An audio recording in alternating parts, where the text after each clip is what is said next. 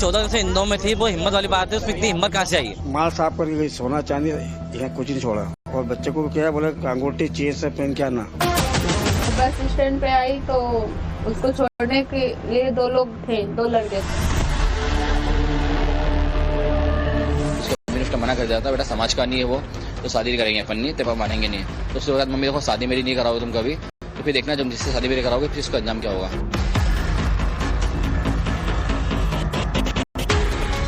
इंदौर के राजा रघुवंशी हत्याकांड की जांच में बीतते वक्त के साथ बेहद चौंकाने वाले खुलासे हो रहे हैं और सोनम राज कुशवाहा की खूनी साजिशों की नई नई परतें खुलती जा रही हैं कि कैसे राजा रघुवंशी को रास्ते से हटाने के लिए इन दोनों ने शिलांग में अपने मर्डर स्क्रिप्ट के खूनी क्लाइमैक्स को अंजाम दिया। अब वो कबूलनामा भी सामने आ गया है जो मेघालय पुलिस के सामने सोनम और राज कुशवाहा ने राजा रघुवंशी हत्याकांड में कबूल किया है। सोनम और राज ने पुलिस पूछताछ में बताया कि उन्हें लगा था कि राज की डेड बॉडी पहले पुलिस को जल्दी नहीं मिलेगी और जब मिलेगी तो उस समय तक वो इससे बचने के रास्ते निकाल चुके होंगे, यानी जब तक राजा रघुवंशी की डेड बॉडी मिलती तब तक दोनों फरार हो जाते। Right from the month of February in Indore, they had thought of ways where Sonam would disappear. And probably after disappearing, one instance was make her get washed by a river. Another instance was murder somebody, put her in her scooty, burn that person's body, claim that it is Sonam's. But all these things didn't fructify. मतलब पूरा खेल ऐसा था कि इन दोनों ने हत्या के बाद राजा की बॉडी को खाई में फेंका। ये लोग सोच रहे थे कि जब तक खाई से बॉडी रिकवर होगी तब तक इन लोगों का एस्केप प्लान रेडी हो चुका होगा। सोनम की गुमशुदगी के पीछे भी एक बड़ी प्लानिंग की गई थी, लेकिन हुआ ठीक इसके उल्टा। ये शातिर अपने ही जाल में फंस गए। पति राजा रघुवंशी की बेरहमी से हत्या के बाद शातिर सोनम ने खुद को बचाने के लिए झूठ का जाल बुना। उसने किडनैपिंग, व्रत, फोन छिपाने और लूटपाट की कहानी गढ़ी। लगातार लोकेशन बदलकर उसने पुलिस को भटकाने की भी कोशिश की, लेकिन पुलिस ने उसकी हर चालबाजी पकड़ ली और ये शातिर कातिल बेनकाब हो गई। सोनम के पास एक प्लान नहीं था, सोनम और राज के पास 4 प्लान थे। प्लान ए था अपने पति राजा रघुवंशी का मर्डर करना, प्लान बी था राजा के शव को खाई में फेंक देना और वो भी इतनी गहरी खाई में कि उसके चीथड़े हो जाए, उसे जानवर खा लें और पुलिस के हाथ खाली रह जाए। प्लान सी तो और खतरनाक था। सोनम चाहती थी कि वो अपनी तरह दिखने वाली किसी लड़की की हत्या कर दे और सबको ये लगे कि सोनम मर चुकी है, जिससे वो कभी पकड़ी ही न जाए। प्लान डी यानी फाइनल प्लान वो ये था कि सोनम अपने आशिक राज के साथ फरार हो जाए और दोनों एक साथ अपनी जिंदगी जी पाए। मेघालय पुलिस के मुताबिक राज ने हत्या की प्लानिंग की थी और इसे अंजाम सोनम ने दिया। लिविंग रूट ब्रिज की 4000 सीढ़ियां चढ़ाकर राजा को थकाया ताकि वो भाग न सके। फिर वाइसेडोंग वाटरफॉल के पास सेल्फी लेने के लिए बुलाया और राजा की सांसें छीन ली।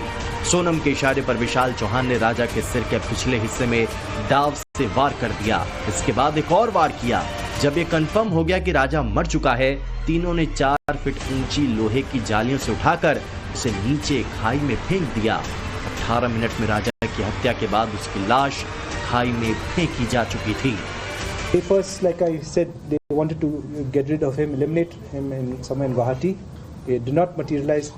They wanted to eliminate him in Nongrian, but they didn't find a place to dispose the body. They wanted to do it between Maulakhyat and Weisaudong also. When late Raja went to actually attend nature's call, but that also didn't fructify. Finally, they did it in Weisaudong. Indore के राजा रघुवंशी हत्याकांड में अब गाजीपुर के सैदपुर की रहने वाली उजाला यादव की entry हो गई है, जिसने सोनम रघुवंशी के गाजीपुर पहुंचने को लेकर बड़ा खुलासा किया है। उजाला का दावा है कि सोनम वाराणसी से बस से गाजीपुर पहुंची थी। उजाला का दावा है कि उसने सोनम के साथ ही वाराणसी से गोरखपुर जाने वाली बस में सफर किया था। इस दौरान वो काले कपड़े पहने थी और चेहरे को ढक रखा था। सफर के दौरान सोनम बार बार पूछ रही थी कि बस गोरखपुर में कितनी देर में पहुंचेगी। कैंट स्टेशन पे मिली थी। तो मेरे से उन्होंने पूछा डायरेक्ट ही ऐसे आके, ऐसे अनजान लोग पूछते हैं कि इधर गाजीपुर गोरखपुर से बस जाती है क्या? तो मैंने बोला हाँ जाती है। तो मैंने सोचा कि हो सकता है वो ट्रेन वगैरह नहीं मिल रही है, अभी जा नहीं रही कोई ट्रेन, तो उससे वो वेट कर रही होंगी। मैं बस स्टैंड पे 7 नंबर पे आके मैं अपना बस में बैठ गई। तो फिर उसके बाद पीछे से 10 मिनट बाद वो भी आई बस स्टैंड पे और उस स्टेशन पे वो भी बैठ गई। आप ही के बस में? हाँ बस में वो आके बैठ गई। तो भैया जो थे उनसे वो फोन फोन करने के लिए, तो उन्होंने फोन देने से मना कर दिया। उस वक्त तक उजाला सोनम के बारे में कुछ भी नहीं जानती थी। सोनम की जब गिरफ्तारी हुई और मीडिया में खबरें चलने लगी तो उसे राजा रघुवंशी हत्याकांड के बारे में पता चला। तब उजाला ने राजा और सोनम की शादी के वायरल कार्ड से राजा के भाई का नंबर निकाला और कॉल कर ये सारी बातें बताई।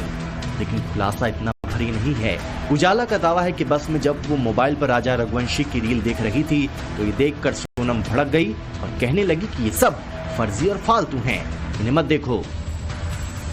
जो लड़की थी उजाला जी, उनकी बात हुई थी, उजाला की बात भी हुई थी। उजाला जी बोल रही थी कि वो इंस्टाग्राम पे देख रही थी वीडियो उसका, तो वीडियो में ऐसा बोल रही थी वो कि यहाँ देखो आज लड़की ने कैसा कर दिया। तो उसको बोलती है सोनम कि ये सब बातें झूठी वोटी है, ऐसा कुछ होता नहीं है। उसको ऐसा बोली, उसने मुंह नहीं खोला। उसने बोला भी था कि इतनी गर्मी में आप मुंह बांध के बैठे हैं, तो उस पर भी स्कार्फ नहीं खोला था। उजाला यादव ने यह भी दावा किया कि सोनम को बनारस बस स्टैंड पर छोड़ने के लिए 2 लोग आए थे। उजाला का दावा है कि बस स्टैंड पर सोनम बेखौफ और शांत होकर मैंगो जूस पीते भी दिखाई दी थी। अकेले थी या उसके साथ कोई और था? जब वो बस में बैठी तो कोई नहीं था और स्टेशन पे थी और बस स्टैंड पे आई तो उसको छोड़ने के लिए 2 लोग थे, 2 लड़के थे। 2 लड़के आए थे? हाँ मेरे से वो मैंगो जूस वगैरह ली थी, तो वो पी रही थी बार बार। तो वो मेरे को बोली कि पानी है क्या, पानी वाला नहीं आता है क्या, ऐसे करके। तो फिर बोला पानी है क्या, तो मैंने बोला हाँ पानी है। तो मेरे पास पानी था, मैंने बैग में से निकाला, उसको पानी दे दिया पीने को। तो फिर वो पानी नहीं पी, वो फेस को क्लीन कर रही थी, मतलब फेस को धुली। उजाला के इस दावे के बाद राजा रघुवंशी मर्डर केस में एक और मोड़ आ गया है। अगर उजाला के दावे में दम है तो सवाल है कि वाराणसी से गाजीपुर तक सोनम को किसने पहुंचाया? बनारस में बस स्टैंड पर सोनम को छोड़ने आए वो 2 लड़के कौन थे? क्या वो दोनों लड़के पहले से सोनम के संपर्क में थे? अब नजरें इस पर टिकी हैं कि मेघालय पुलिस इस मामले में आगे क्या कार्रवाई करती है। दूसरी ओर राजा रघुवंशी का परिवार न सिर्फ सोनम और राज का नार्को टेस्ट चाहता है, बल्कि इस पूरे मामले की गहराई से जांच कर उन सभी लोगों के नाम उजागर करने की मांग कर रहा है जो इस साजिश में शामिल हो सकते हैं। नार्को टेस्ट की मांग में इसलिए करी है कि जिस तरह से ये लड़की झूठ बोलती जा रही है। 2 लोग और भी हैं जो बनारस से उनको छोड़ने आए थे, इसलिए मैंने नार्को टेस्ट की मांग की कि कुछ तो बात बड़ी है। तो तभी तो 14 दिन से इंदौर में थी, वो हिम्मत वाली बात है, उसमें इतनी हिम्मत कहाँ से आई? राजा रघुवंशी की हत्या के बाद सोनम इंदौर आई और 26 मई से 8 जून तक इंदौर में ही रही। सोनम के छिपने के लिए राज कुशवाहा ने विशाल के जरिए एक लग्जरी फ्लैट किराए पर लिया था। इस खुलासे के बाद पुलिस ये जानने की कोशिश कर रही है कि सोनम इंदौर में किन लोगों से मिली। पुलिस ये भी जानकारी जुटा रही है कि कहीं सोनम अपने परिवार के लोगों से तो नहीं मिली थी। इस बीच राजा रघुवंशी के परिवार देख लेना। देखिए सोनम की मम्मी जो है, मैं जानता हूँ किसी बच्चे के बारे में जो है माँ आपको पहले पता रहता है।